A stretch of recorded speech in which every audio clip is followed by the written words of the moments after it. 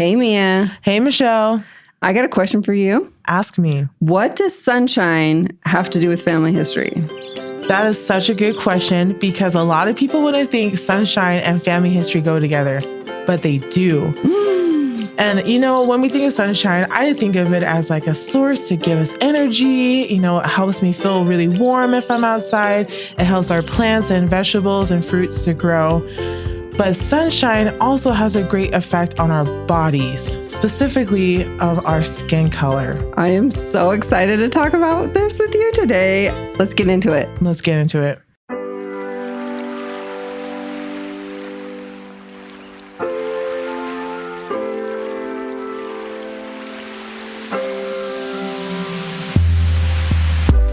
You're listening to the Love Your Lineage podcast by LDS Living, a multifaceted, shame-free approach to family history. I'm Michelle. And I'm Mia, and we want to help you find your space and claim your place in your family history story. On today's episode, we're going to be hitting three major topics. We're going to be talking about melanin, colorism, and the caste system. If you're like, I don't know what any of those things are, don't worry. We have a professor, a doctor here today to talk with us about all these things and help us kind of break these down so we can understand how they relate to family history work. So I'd like to introduce you guys to Dr. David James Gonzales that's here today. Dr. Gonzales, welcome. Welcome. Thanks, Michelle, Mia. Glad to be here. What do you prefer to be called? You can call me DJ. Can we call you Dr. DJ just because? That's fine, too. We want everybody to know that he has a cool name, but he's more than just a cool name. He also is a doctor. He's a doctor. He's a professor. And we are so excited to hear about his perspective on these three very important topics today. So for our guests and also for me and Michelle, we'd love to hear more about you, your professional career, as well as maybe a little bit about your family history.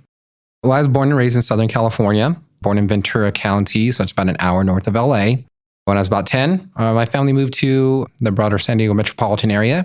I spent the second half of my childhood in Chula Vista, California. It's about 10-ish miles or so from the U.S.-Mexico border. I served a mission for the Church of Jesus Christ of Latter-day Saints. They sent me to the exotic place of Provo, Utah. And that was back from 99 to 01. We covered lots of it, spent most of my time in small towns in Utah. And that was pretty foreign to a SoCal boy raised in the suburbs. I did a few other things before I came into academia. I was self-employed as a mortgage banker and working for profit higher education, but always wanted to teach. My parents were educators, both of them, mostly primary education. So when I thought of how to rearrange my life during the Great Recession, I thought, why not do my passion, which is teaching? And eventually worked my way into studying about immigration and race and ethnicity through taking classes. That wasn't something I realized you could study when I started college. I was thinking, I'll go into the American history or the American religion or something like that. So luckily, I had some wonderful people around me that introduced me to immigration studies, race, ethnicity, etc. And so I pursued my PhD in U.S. history at the University of Southern California in Los Angeles. Finished that in 2017. Spent additional years of postdoc, that's researching as well as teaching at both UCLA and USC in various departments, and then came to BYU, where I am now, in the fall of 2018. And I'm an assistant professor of history in that department. And my specialties are in the second half of U.S. history. As I mentioned, I also teach classes on immigration history, Latinos, civil rights, etc. Wow. We are so excited to have you. You are the perfect guest for today, and we are so excited to learn from you. So thank you so much. Would you mind telling us a little bit about your family history? So my dad grew up in Southern California in the LA area, but his family is from Southern Colorado and Northern New Mexico on both sides. And that's for several hundred years. So on that side of the family, as we say, the border crossed them. They never crossed the border. They've been in that region, again, throughout various empires, Spanish Empire, right? Eventually Mexico as it forms, and then the United States. And that's a very interesting history. We can get into some of that maybe later. Yes. On my mother's side, my mother's mother, my grandmother, was born in Mexico. She's from the state of Sinaloa. She moved to the border region in Mexicali. It's the border town. Then she married my grandfather through an arranged marriage. He was about 40 years her senior. He was 60, she was 20. So we have a mixed race background on that side. And then my mother's father was British English family background. He's mostly from Arkansas, where their family's from. We didn't talk about a lot of this stuff when I was growing up. We didn't really talk a lot about our ethnic like identity or heritage. It was just something we lived with. My grandmother, who was a widow, my grandfather died when my mother was 11, and she didn't remarry until much, much later. Until I was like around 15 or 16. So I grew up with her living with us. I never really thought much about having a Spanish-speaking grandmother who pretty much only spoke to us in Spanish. My parents spoke Spanish, but they mostly spoke to us in English. But, hearing family stories as we grew up, we kind of get this picture that my dad's family is more Spanish in their background. And again, these weren't like really explicit, overt conversations, but just things you overhear as a kid that kind of get passed on. Really, the only time you would ever hear about family history was in regards to Spain. On my dad's side of the family, it seemed that his family members emphasized that more when we did talk about it. I think as I really started to think about my ethnic heritage, I had a high school friend who had immigrated from Mexico. And he came over to my house one time, and we're looking for something to eat. And I'm like, I don't know if you like any of this stuff. And he's looking through, and we have like canned salsa and all this other stuff and tortillas and all these things. And he's like, dude, every Mexican has this stuff in their house.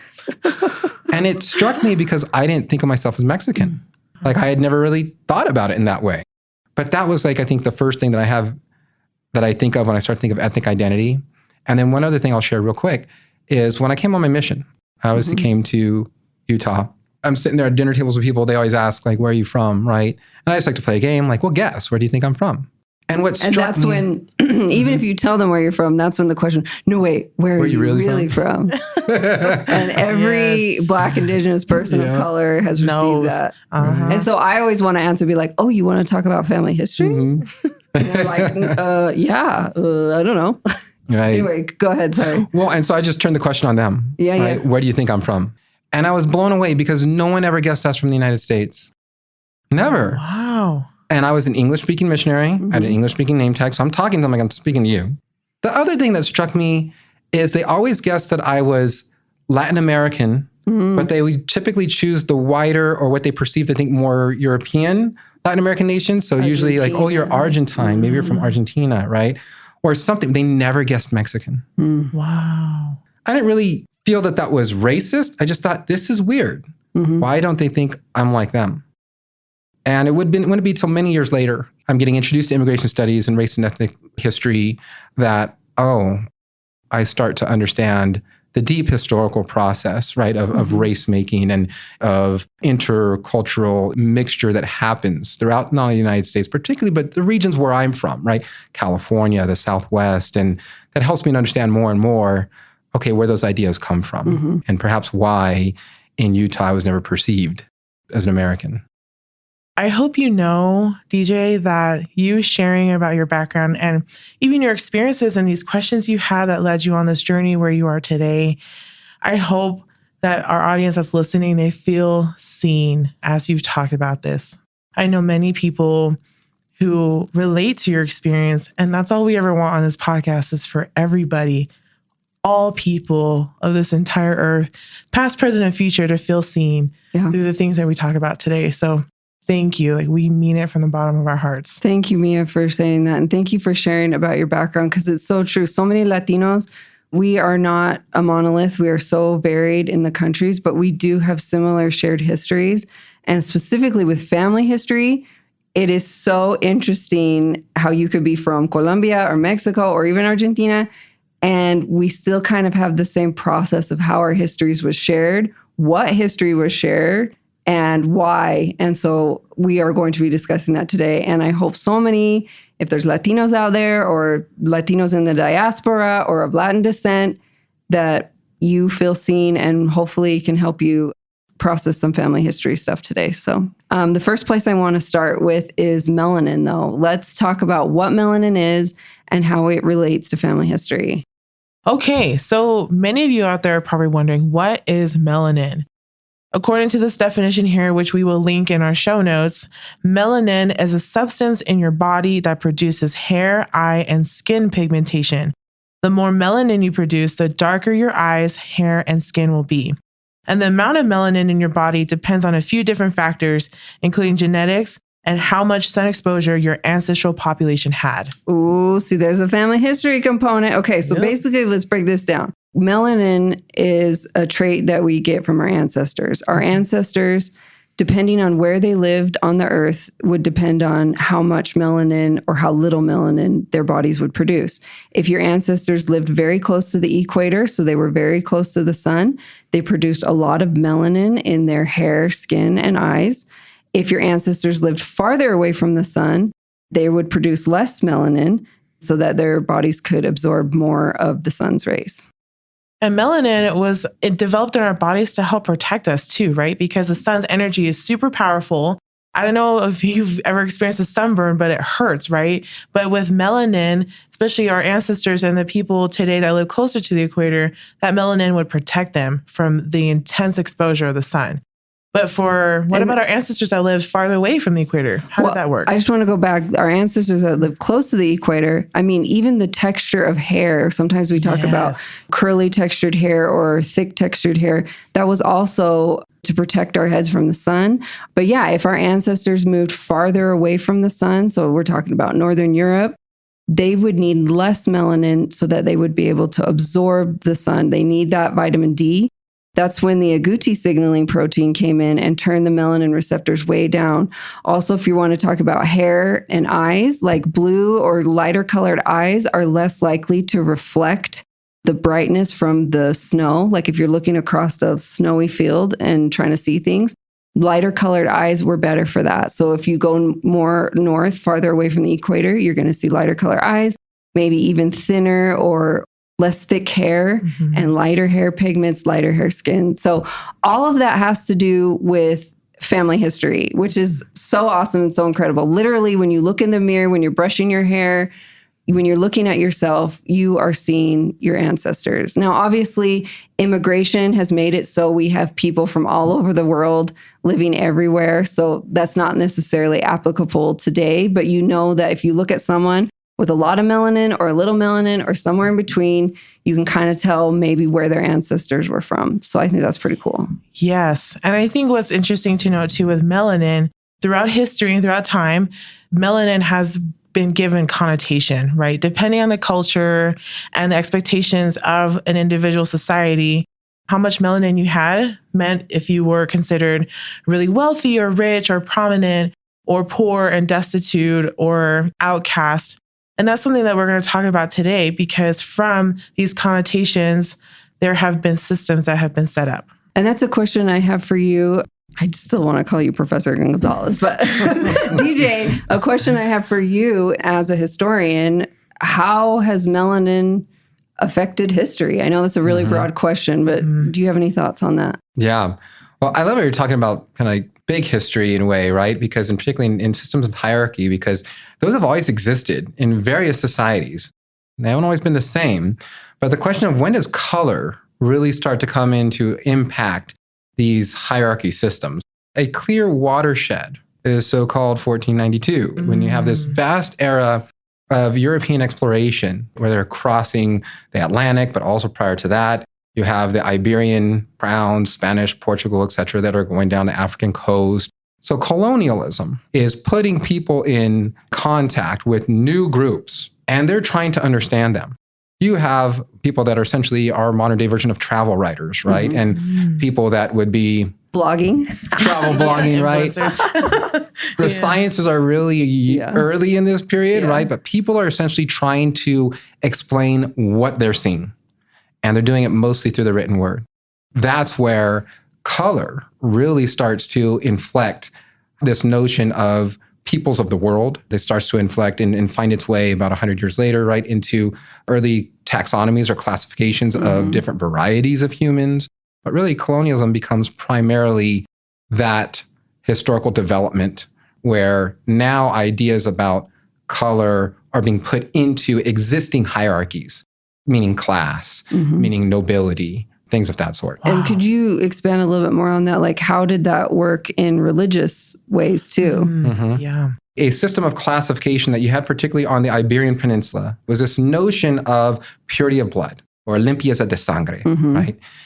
Now, that was actually tied to how someone could prove their Christian heritage. Because if we know anything about the history about the Iberian Peninsula, you have wars with Muslims, right? You also Spain, have Morocco, Portugal. Exactly. Yeah. The Spanish crown is particularly concerned with Jews and Muslims. And so they formed the Inquisition. And the Inquisition is meant to ferret out secret Jews or even Muslims. And so again, within that, it's not just an idea, it's actually a form of classification, and documentation arises about how do you prove your Christian heritage. Hence the need for birth certificates, marriage certificates, to know that these are legitimate documents that prove someone's claim to Christianity. Wow. So that system of purity of blood, which originates in the Iberian Peninsula, comes across the Atlantic as Spanish conquistadors, right, and government officials are setting up new structures here, and eventually merges into a new form of classification in the Americas that they call the casta system, or literally a caste system, where Spaniards developed this very intricate social hierarchy to explain what happens when you mix the three different populations that are mixing in the American continent. African, because they're being brought right from Africa, African slave trade. Literally stolen, yeah. Transatlantic slave trade, the indigenous Americans, and the Europeans. They established a socio-racial hierarchy based on the mixing of these groups. And at the top, of course, I mean, we don't need to guess who do they put, right? They put the Spanish, right? So, but that notion of purity of blood, limpieza de sangre, goes from a very religious connotation. In the so-called New World, in the Western Hemisphere, it becomes tracking one's ancestry to Spanish blood.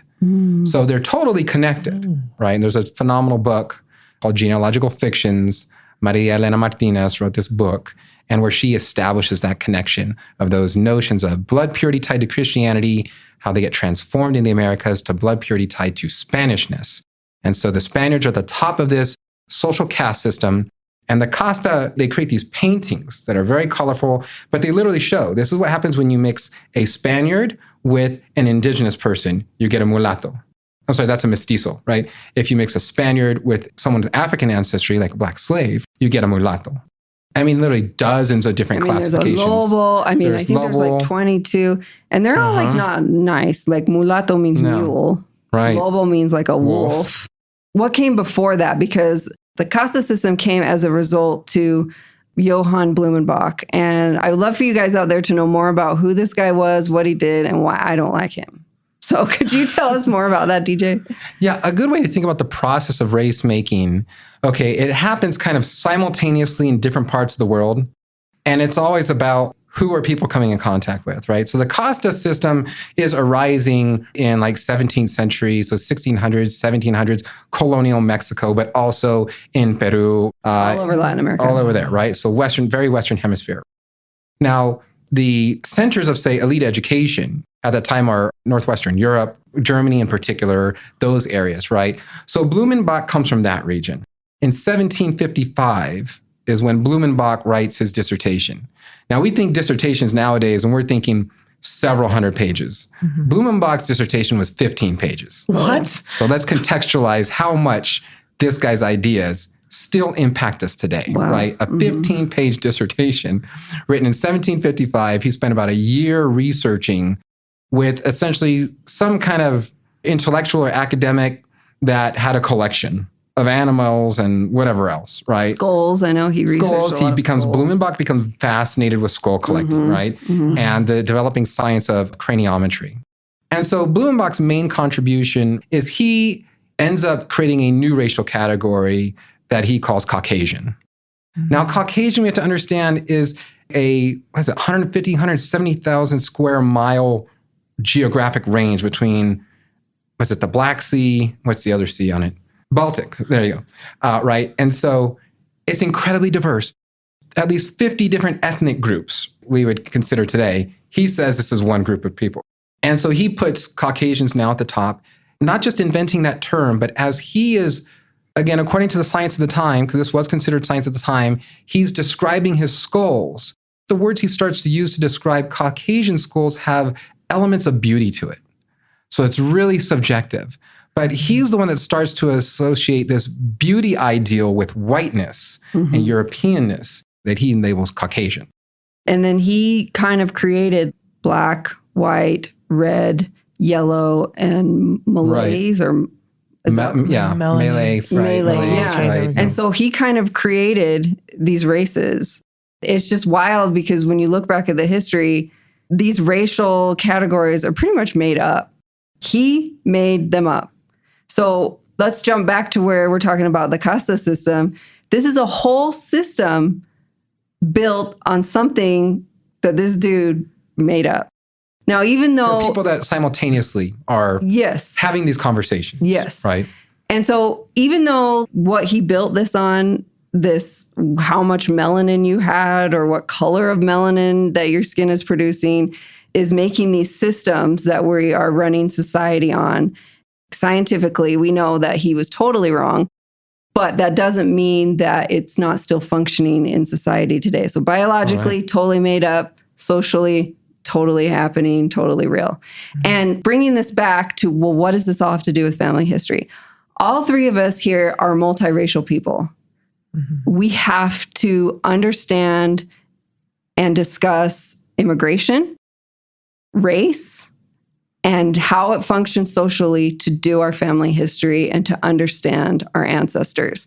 Even though it's sometimes uncomfortable and not fun, I personally find it very interesting because it makes the puzzle make sense, which before, like, it just kind of was all scattered around. It didn't really make sense. And then once I learned about the history, it's like the puzzle coming together and be like, oh, that's why my ancestry is like this. And something you mentioned earlier when you were introducing yourself, you said growing up, you really only focused on the Spanish. The stories I mostly heard from one side of the family, yeah. And as a Mexican American, same with me, same with many people that I talk about family history stuff on Instagram, other Latinos and or Latine, Latinx. We have this similar thread of the Spanish part of our history was pushed, or the European, so whether that's Italy, France, was pushed really hard to where we knew it, and the indigenous or even African side was not. And it goes back to what you were saying, where who was on top of this system? It was the Europeans. And still today, that is the part of our family history that we are tied to, that we know about, that we can actually find. I find it all fascinating because a lot of times you have questions of why. And here it is. It's this caste system. It's these made up races that are affecting our family history today. And it's important we say that they were made up, but to stress, and as you are, the power behind it. Yes. The paintings were established as a visual representation to say, this is what happens if you sully your bloodline. That's literally what it was meant to teach. This is the penalty. You may never get Black or Indian blood out of you. And so imagine that for centuries, for generations, even as the caste system goes away, even as Latin American nations are being developed, they are pulling from that heritage and they're developing concepts like Mexico does. They're a mestizo nation. Yes. So they don't keep track of race the way the United States did. But mestizo itself is a whitewashing narrative. It was intentional to ignore the African part of the mixture of their background and the Indian part of the background. So you think of like the triangulation of what the caste system was based off of Spanish at the top of that pyramid, and then down at the two other bottom sides, you have Indian and Black. Mestizo becomes the whitewashing narrative to perpetuate the fact that we don't want to deal with the fact that we're Black and brown. Yes. Too. All Latinos are not a monolith, but I can guarantee you, if you go ask any Latino, especially from Mexico, because that's where my family's from, of an older generation, if you start asking them about history or family history and you talk about Spain or Italy, in my case, you will get a whole lot of information. If you broach the subject of your indigenous Mexican ancestry or African ancestry, you are going to feel the energy in the room change and the discussion is going to be very different. If you don't believe me, go and try it, because I have heard this story over and over and over again from so many other Latinos who are trying to do their family history work. So thank you so much. Okay, so let's say your family's down at the bottom, and in order to get jobs, get married, have more prosperity, more privilege, you can kind of fake it till you make it. If you marry into another white family, or at least white passing family, you can pretend to be higher up on the scale, on the system, even though you might have to deny your authentic family history. And that's what happened with many Latinos and many people all over the world is like, if I leave my family history behind and I marry someone with more European sangre puro, whatever, I can fake it and I can receive more privilege, safety, and prosperity. You can start lifting your social status. And many, many of our ancestors had to face that dilemma. They had to reject authenticity and lean in towards whiteness. And I really want to talk about the everyday effects of that. Colorism relates because colorism is also the internalized process, like internalized racism among people of color. Yes. Where even within your family, you start making comments about, oh yeah, she's the dark one. The lighter skinned children may be favored in some way. So or the one with the blue eyes. Or blue eyes, any type of European features is systematically colorism, particularly in multiracial, whether it's Latin American or maybe in Polynesian society, I don't know as much, right? But where again, just whiteness is favored. Lighter skin is favored. And you see it manifested in the class hierarchy. People of positions of power are typically lighter skinned. You see it like in Spanish language television, particularly lighter skinned people are the movie stars, not the darker skinned ones, etc. So it's that process of how these things we're talking about race are also not only internalized within a multiracial population, but then you see them reflected according to the social racial hierarchy. And Mia, in Oceania, how does this function in your family history? That's a really good question. And I feel like there's a lot to unpack. I think with being multiracial, for myself at least, I'm very proud of that. And I've been proud to learn a lot of this history. But as I've looked through it, though, I almost feel like I'm a living contradiction with all these different cultures that I come from. Because individually, the lighter skin culture, like, would they love who I am today? I don't know. I would also say, too, kind of like DJ was saying, that there is heavy internalized racism in the form of colorism in our Oceania community. I hear a lot of the more lighter skin, more ehu, which is more closer to blonde, sandy colored hair, straighter hair, lighter eyes. That is more socially preferred. And then, the darker ones, maybe, but not as much, right? And so it's real. And I feel like a lot of us, especially in Oceania, are just not aware or are choosing to be ignorant about it. I know that's a really bold statement. But again, like, we talk about these things and everything in our podcast because if we don't talk about it, we won't know what's wrong or how we can help bring about the healing or things that need fixed in our families.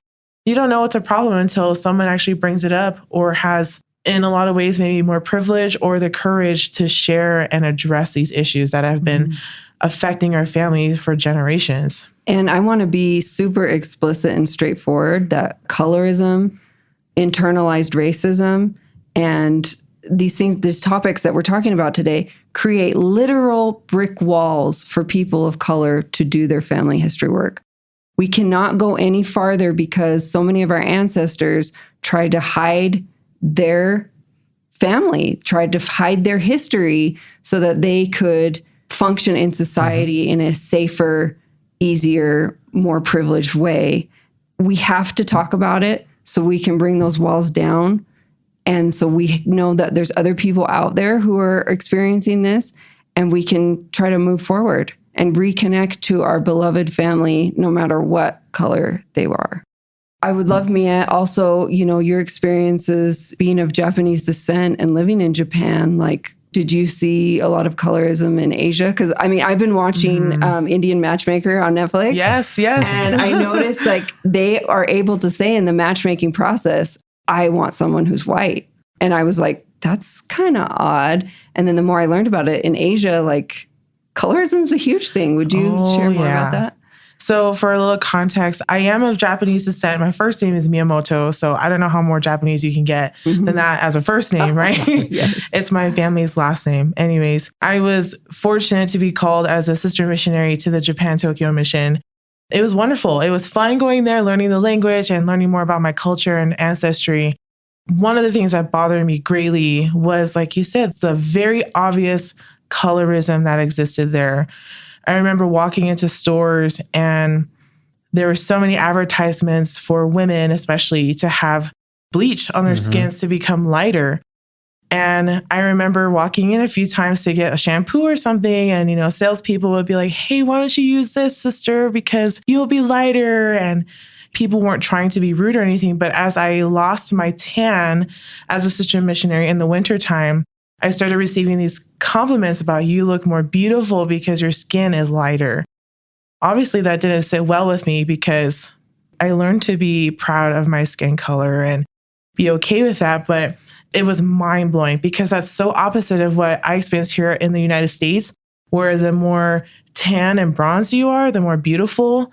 But you and I have talked about this, Michelle, like that's more prevalent for white people if they have people of European descent. If they are given the bronze look through whether lotions or spray tans or sitting out in the sun or in a tanning booth. Yeah, I think that's what it's called. But they get more beauty in that, whereas people who are naturally darker melanated, there's still a double standard, right? Do you know what that makes me think of?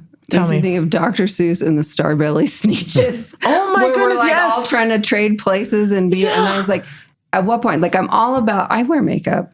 I do stuff to my hair. Yeah, I'm all about beauty and loving yourself. But at what point can we just look in the mirror and know that this is the gift that our ancestors have given us? Our body, our hair, our eyes, our skin color. At what point can we lean into that and just love our authentic selves? And especially for people of color, a lot of our ancestors never got to have that. They had to lean into being inauthentic to get by, and they didn't get to lean into it. And so even I try look in the mirror and be like, this is the body my ancestors have given me. This is the melanin my ancestors have given me. And I love it.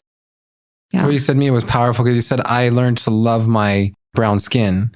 And I just want to emphasize that like a lot of people of color, that's essentially a process. Maybe we don't think of it exactly. We have to learn to do that, whether it's from community and friendships. I get a lot of students always ask me like, well, why did Black people have to use the word Black power? Why did brown people have to use in civil rights movements, right? Why did they have to claim brown power? And it's because these systems of racial oppression that taught our ancestors to hate the way they looked. And I've definitely felt that in my life. I've had to more and more come to embrace the color that I have. I'm a twin, by the way. I'm a fraternal twin. My twin sister looks a lot like my mother. My mother is very fair-skinned, white with blue eyes. My sister's very fair-skinned with blue eyes. I'm darker, tan, brown hair, brown eyes. We don't look like siblings, you know, in that way. It's always been something that's been around me and things that I've thought about and had to go through that process too. So one of the things we talk about on this podcast is we talk about genealogical consciousness, how the past, present, and future kind of all work together. And so I'm just curious, as a father, like, how are you instilling in your children to love their authentic family history and the way that they look? Do you have any thoughts on that? One thing I've learned is to be very open. My wife, her grandmother, so her mother's mom, is Black. We would call her now, and she would never have said this in her day, but she's Afro-Mexican, very dark skin. And there's clearly like those kind of traits in the family, but that again is kind of something that's been not talked about a lot, right? So my wife has taken the turn to really kind of embrace that and talk, to our children, where I'm part Black. Her father, who grew up in Mexico, has Asian features. Right? And there are parts of Mexico where a lot of Chinese fled, literally the United States due to oppression and settled and remained in Mexico. And his family's like in those regions.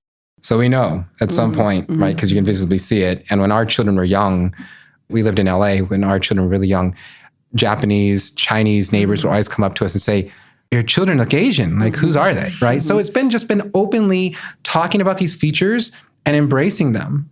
Being outward with what our skin color is. We talk about that different ethnic past, which parts of our families come from where and where we get these things from, and just to make it really normal. It's a normal thing that we've tried to do, but that's been intentional. Again, I didn't grow up with that. It's not so much, I don't think that my parents tried to hide it.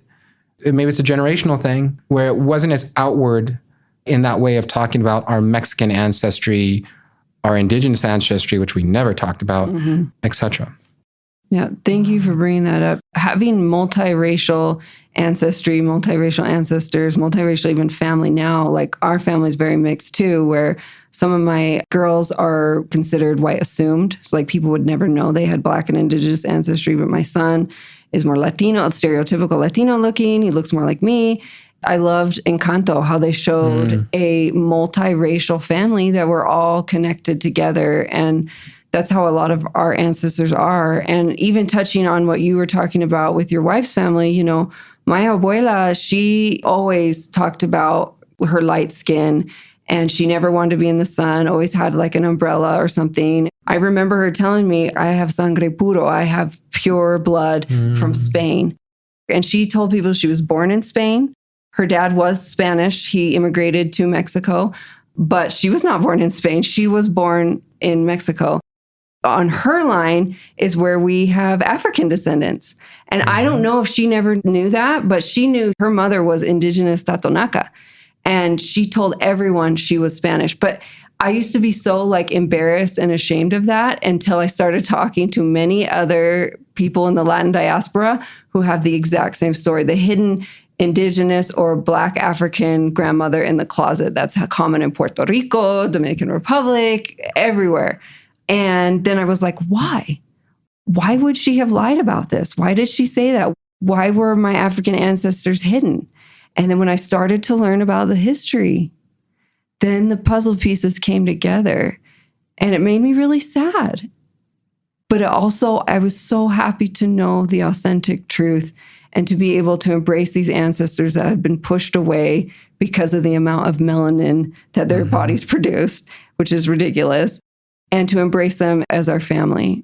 Well, the gendered aspect of this is really important. We're talking a lot about women in our family. Yes. I mean, the caste system was meant to police sexuality of women. Even the concept of honor throughout Latin American culture, right? Honor's tied to defending the virtue of the women in your family. Meaning you're not letting them become so-called, like I'm doing air quotes, right? Sullied with mixed blood or bad blood. The concept of virtue for women is keeping yourself pure, Keep the right? raza pura. Making sure you're making the right choice and partner so you don't sully that. So, I mean, a lot of this conversation with the women in our family is because these systems of power have meant to police particularly women and their reproductive capacity. And it's why they carry a lot of that trauma of having to make those decisions of what to hide about themselves. Yeah. And who was most vulnerable within this caste system? Black and Indigenous women were the most vulnerable. They were at the bottom of the society. They had the least amount of privileges, and they were also the most vulnerable for sexual assault. There is a lot of pain there and generational trauma. Thank you for mentioning that. Do either of you have any similar stories in your ancestry where you literally had to hide, our ancestors had to hide their authentic family history just to be able to make it? Yeah, certainly. I think one that really comes to mind is, again, our indigenous ancestry in my family. That's always been a subtext that, again, bubbled up, in conversations about the family. I've heard my uncle mention that one of his grandmothers was Navajo or Arapaho. Then I heard growing up that there is conversations about my grandfather's side of the family, again, on my dad's side. So the part that's from southern Colorado, northern New Mexico, being more Indian and poor. And so that created conflict when my grandparents got married. And then I go on my mission. And I'm on my mission. It's my last area. I'm in Hurricane, Utah. I meet an indigenous man who we start to hang out with and teach. He finds out I'm Mexican American. And he says, you have indigenous ancestry. You need to go find it. No one had ever told me that before. And I remember these conversations or little whisperings that I'd heard about our family. And it had always stuck with me. And he was talking about my Mexican grandmother. He's like, those people are indigenous, right? Your father's family, if they're from these areas, they have indigenous ancestry. And so to make a long story short, it's taken a long time to try to find out as much as we can because, again, we have these family histories and, the trauma that is the secrets, right? The ancestors in the closets that nobody talks about. So over time, we're able to get a little bit information. My older sister is really the credit to this. She got her degree. What's her name so we can give a shout out? Her name is Cadiz Gonzales Silvestro. Cadiz, you're amazing. We love you. We love you. Yes, we love you, Cadiz. And she's continuing, has a project that she's working on that's trying to dig more into this. But essentially, what she has discovered so far, and this is dealing with my father's side of the family, coming from Southern Colorado, Northern New Mexico, on my grandfather's side, that grandmother, that ancestor that my uncle always referred to, she is in fact Indian. It's hard to find out which nation or tribe though, because in the New Mexico region and throughout the borderlands in the West, you had a lot of warfare, trading and captive making. The Utes actually in Utah were really powerful within this indigenous captive slave trade. So they would war and take captives, say of the Shoshone, right? And then bring them down and sell them into, New Mexico. They'd go and work in the mines, right? Or as domestic servants. So that grandmother he referred to, she was one of those detribalized Indians that are referred to as Eniceros.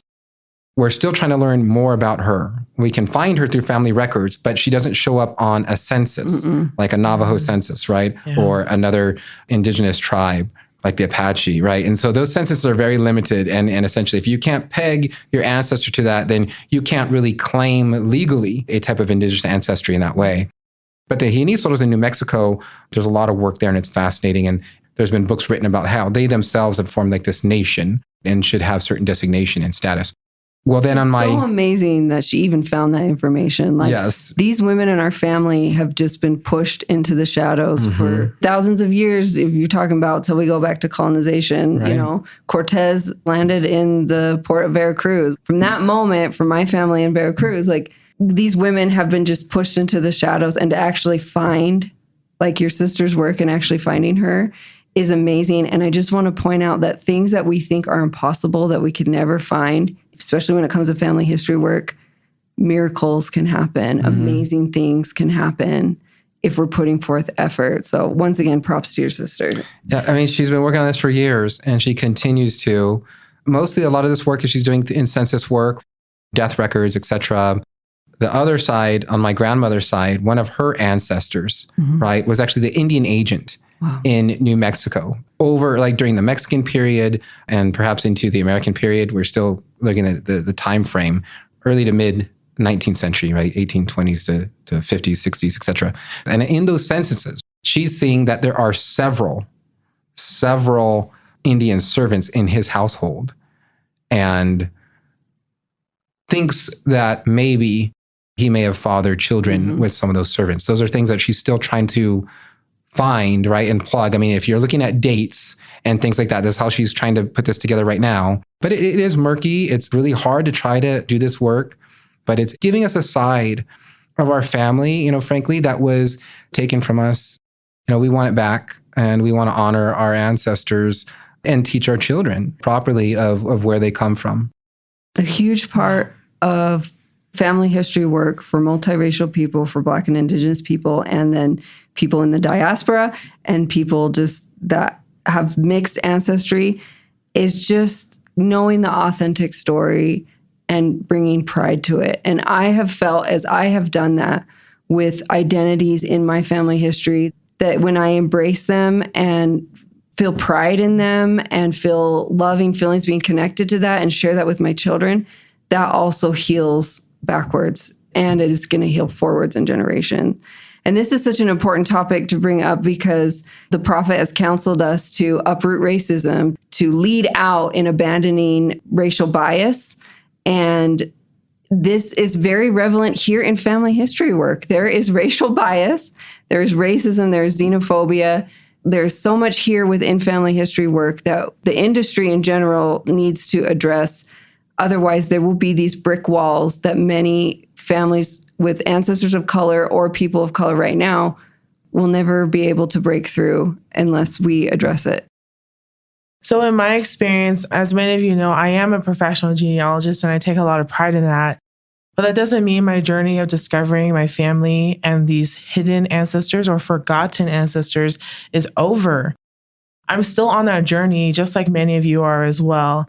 And so when I think about your question, Michelle, I can't think of specific ancestors that I'm trying to identify, I can think of like what feels like a millennia of them, because due to colonization in Hawaii, I am Kanaka Maoli, which is indigenous to Hawaii. We have a very heartbreaking history of the illegal overthrow of the Hawaiian kingdom. As a direct consequence of that, much of our Hawaiian culture almost completely disappeared. And even like being Hawaiian, that concept and that pride and that joy and that identity almost completely washed away as well. I'm thinking about my great-grandparents. They were both indigenous, full-blooded indigenous Hawaiian. They could speak Hawaiian, but they never did in front of their children because it was illegal to. It was illegal to just even be Hawaiian, basically. And that affected generations, even down to me, where I feel like it's not just the people I'm looking for, it's the culture that is missing a lot, that I feel that great loss and sadness. And even thinking about oral genealogies, oral tradition, that was a huge, huge part of my culture and my people. I mourn the fact that I feel like a lot of that was taken away from me and my family.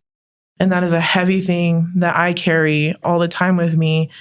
Yet I know that still, even if I can't find the specific names of these ancestors, still reclaiming who I am, where I come from, embracing the color of my skin, my hair color, my eye color, that is all family history too. We talk about what is family history. That is family history as well. Amen. Amen. And I want to also emphasize that family history isn't just of people that we're trying to connect to in the past. It's me trying to connect to me right now too. I remember when I was a student, especially after my mission, I came back and I felt ready to move forward with my life. But the only way I felt like I could, for example, like finding a spouse, was I had to change who I was and who I looked like. And just as a disclaimer, there's nothing wrong with being blonde or having lighter eyes or anything. There's nothing wrong with that. The wrong thing for me was that I wanted to be something that I wasn't. And so I changed my hair color. I changed the texture. I tried every, makeup and like clothes that just weren't authentic to me because I felt like who I was wasn't enough at that time. And so now, though, I've gone through this journey of like reclaiming that and embracing it. We talked about melanin, and I mentioned as a missionary, I was very proud of my skin color. But I think, sometimes it's easy to let go or forget who you really are if you're not constantly working on that, doing that work for yourself. And the same goes for like trying to remember who our ancestors are or searching for them. You can't find something that you're not looking for. Sometimes things just come to you. A lot of times in this work, we have to go out and seek it. And so actively seeking out who you are will always be one of the best things you could ever do for yourself and for future generations, because embracing those parts of your biological features, the melanin, as well as the history and the things that are hidden from us, that'll complete, like you said, this puzzle of who we really are. And I think it'll complete or give us a clearer vision of who God has always seen us as and who he intends for us to become. Sometimes I wonder if the prophecy of Elijah, where it says, turn your heart, I almost think like turn your heart to authenticity. Authenticity is healing. Authenticity can be heartbreaking, but it shows you where you need to heal. And authenticity is a huge part of family history work. But real quickly, I want to talk about, even if you aren't a person of color, where you're from has a huge part in family history work. I've talked about before how my Swedish immigrant ancestors suffered a lot from xenophobia and racism. And so even for those people out there with Northern European family history, Dr. Gonzales, can you help us understand how even these subjects could affect people with Northern European ancestry? There's a wonderful book that I'd like to recommend. It's called The History of White People. And it was written by Nell Irvin Painter. And what she does is she tracks over time the shifting concept of what it means to be white, where groups that previously weren't considered white were eventually embraced and Who are those wrapped into that groups? fold. Just to kind So of... if we're looking at American history in the 1840s and 50s, who wasn't considered white, that is considered white now, would be Irish.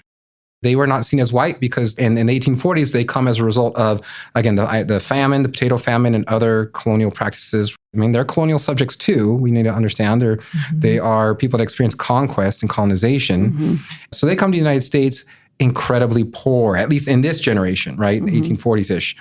They're Catholic primarily. So being really poor and being Catholic is not a good thing. So they are racialized. That is, information is created about Irish in the press, in books.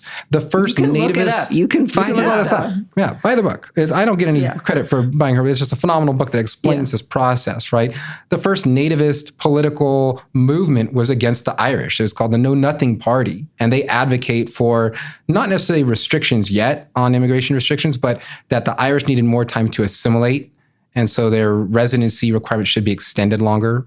Wow. So the Irish are one, the Italians are another in the 1880s and 90s. Columbus Day, that holiday came about as the Italians were trying to... Italian Americans, right? Were trying to show how they could integrate because there was a lot of racialization against Italians. They were being hanged as similar to African Americans, and they wanted to differentiate themselves. And so that is how Columbus Day... It's a wild history, but I just wanted to mention that at the end of this podcast, because if you have Swedish, Irish, Italian, or Jewish ancestry, this is something that you never knew that was there, but might be in your family history and would be very fascinating to look into. So you could just see this all over newspapers. It is seeing there's images, political cartoons that are depicting them clearly as not white, and as a danger because most of them are Catholic. By the way, most of them are working class. They're coming from also some of them radical backgrounds. So some of them are communists or socialists, right? And so it's being mixed into all of those concerns about what is an American, not just racially, but also socially, religiously, right?